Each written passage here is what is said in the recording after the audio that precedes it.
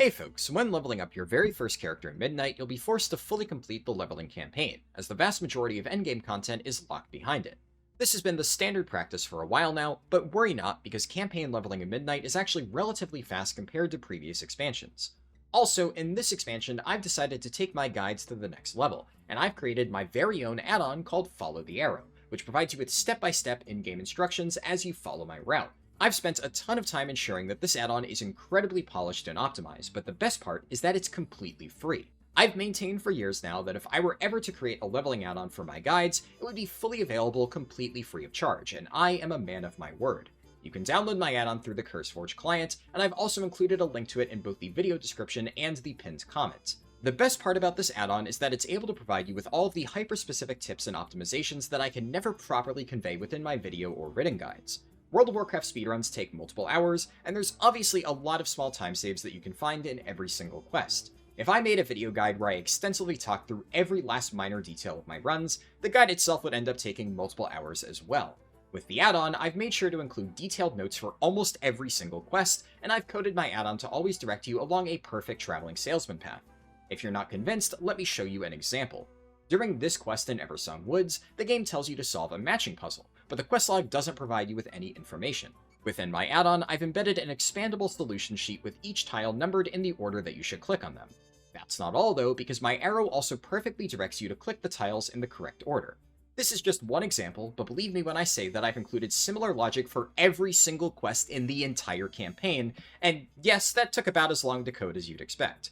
For the rest of this video, I'll be providing you with a more broad strokes overview on how the campaign progresses, such as zone orders, required levels, and things you can do after finishing the campaign in order to reach level 90. However, if you still aren't convinced that downloading Follow the Arrow completely for free is worth your time, I've uploaded a separate video which showcases a full playthrough of the Sunwell intro scenario with my add-on active. With that out of the way, let's discuss the general zone progression for the Midnight campaign. Just like in Shadowlands or The War Within, Midnight starts with a fairly linear scenario that tasks you with defending the Sunwell. You'll enter the scenario by speaking with an image of Lady Liadrin, and she can be found in Dornogal, Stormwind, or Orgrimmar. This introduction questline takes roughly 20 minutes to complete, and the only particular thing I'll note about it is that I don't recommend completing any of the nearby bonus objectives, as it's much better to continue along the campaign and get the rest of your experience elsewhere. After finishing the introduction and making your way to Silvermoon, you'll receive a quest that tells you to tour the city and speak with different NPCs.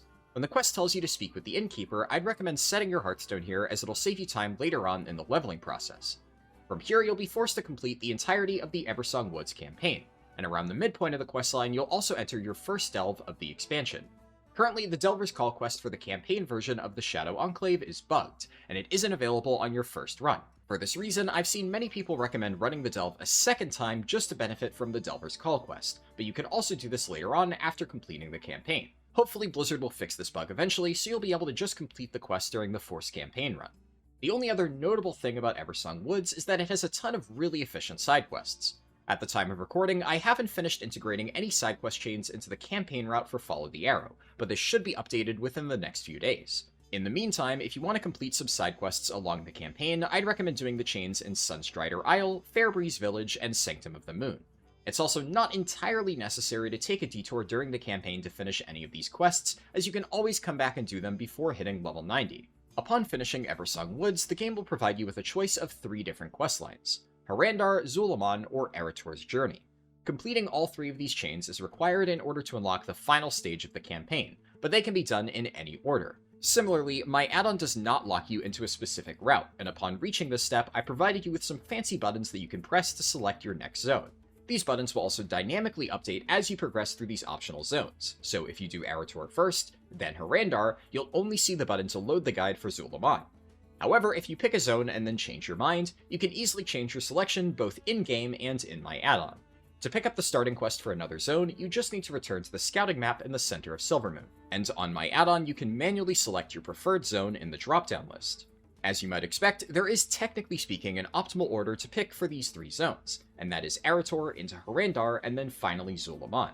Although this only saves a few minutes, it's relatively easy for anyone to understand, so I figure it's worth explaining here. However, I want to stress that the optimized order is extremely marginal, and you are welcome to deviate from it if you think that would be more fun.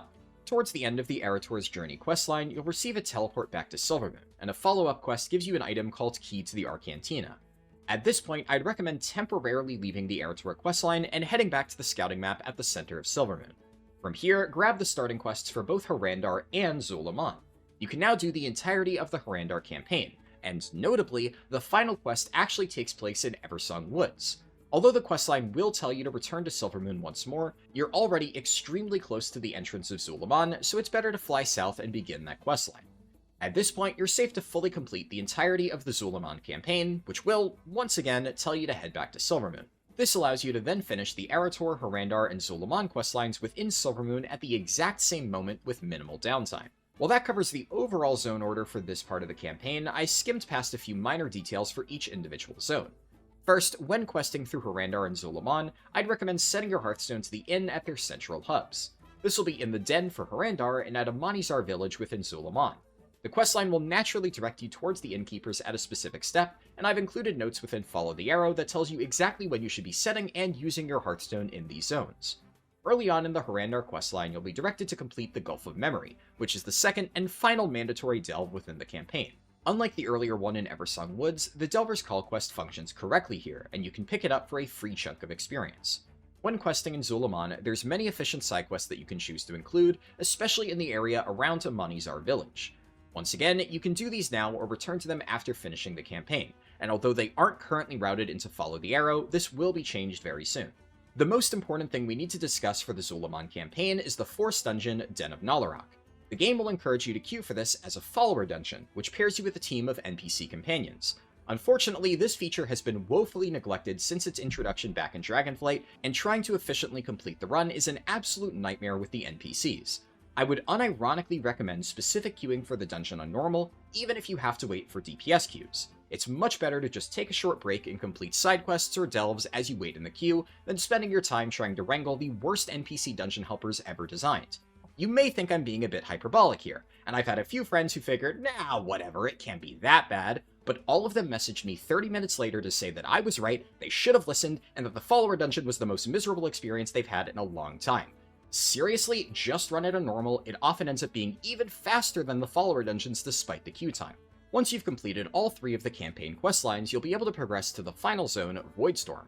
It's worth noting though that if you didn't enable War Mode for the XP bonus and you haven't completed any side content whatsoever, you'll likely still be level 85, and this final section of the campaign requires you to reach level 86. If you're already at the required level, I'd recommend just continuing along the campaign, but otherwise you should complete a few delves or finish side quests in Eversong Woods. The start of the Voidstorm questline is a bit strange, as the initial quest, Deepening Shadows, opens up the moment you finish the first of the 3 optional zones. The subsequent quests in the chain get drip-fed to you as you progress through the other zones, but I personally recommend ignoring them entirely until you've finished all 3 zones and are ready to actually complete the entirety of the Voidstorm questline. The most notable thing about this questline is that it once again forces you into 2 dungeons, the first one being Magister's Terrace. I won't bother repeating myself extensively here, but this dungeon feels even worse to run with NPC followers, as they are incapable of walking through the hallways without pulling literally every extra pack of mobs. Finishing this dungeon will allow you to progress to the actual zone of Voidstorm, and the chain here is relatively uneventful. Although there are some tricky quests that can be a bit slow if you aren't sure what to do, this won't be a challenge for anyone using Follow the Arrow. Finally, there is yet another Force dungeon at the very end of the campaign called Nexus Point Zenith, and you guessed it, running this as a follower dungeon is a terrible idea. In particular, I've been told that the tank follower here will often drag the bosses outside of their room, causing them to completely reset. Blizzard, for the love of God, just copy Final Fantasy XIV's homework, they figured this stuff out ages ago. Anyways, after you've completed this final dungeon, you'll return to Silvermoon and hand in the final quest of the campaign, which also unlocks adventure mode for your entire account. This causes all content throughout Midnight Zones to scale with you as you level up, and it gives you access to features such as world quests or prey. Currently, this is where the built-in route for Follow the Arrow ends, but I've included a bonus section which explains all of the alternate leveling methods in more detail. The written guide within the add-on goes into great detail on this, and I'll eventually be developing an alt leveling guide for both the add-on and a future video. In the meantime, I'll give you a brief rundown on the best ways to earn experience until you reach level 90. For starters, completing delves is just a fantastic way to level. Every delve has a Delver's Call quest that rewards you with a ton of XP for a first-time completion. Some people also like spamming delves for the mob kill XP, but this is only worthwhile in a few niche situations, and I wouldn't recommend trying it unless you're a very experienced player and you know what to look for. You can also gain a lot of XP from crafting, specifically by collecting first craft bonuses. If you're worried that this might be a bit too expensive, don't fret because there's a quest in Silvermoon that gives you a large bag of free materials. Even if you aren't able to complete all 30 potential first craft bonuses, you should still be able to gain a bit of extra experience with this method. Beyond this, I would just advise completing different side quest chains to earn reputation with the various endgame factions, but I will quickly address dungeon leveling since otherwise I'm sure somebody will ask about it in the comments. In short, it's bad. Don't do it. Dungeons are nowhere near as efficient this expansion as they have been in the past, especially if you queue for random groups. If you have an optimized group of 5 players, you're likely better off just running delves together, so there really isn't any case where dungeons are the best way to level. We've now reached the end of the guide, but I have one last thing that I'd like to say.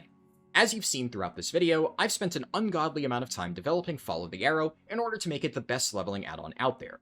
This is an ongoing project that I will continue to expand forever. There will be alt 80 to 90 leveling routes, optimized paths through delves, guides for the endgame campaign, and eventually fully updated 1 to 80 paths for my Alliance and Horde Chromie time routes. This add-on is, and always will be, 100% free to use. That being said, if I'm going to continue developing it, I'll be entirely honest and say that I need your support. I have finally decided to create a Patreon, and I've included a link to it in the description below.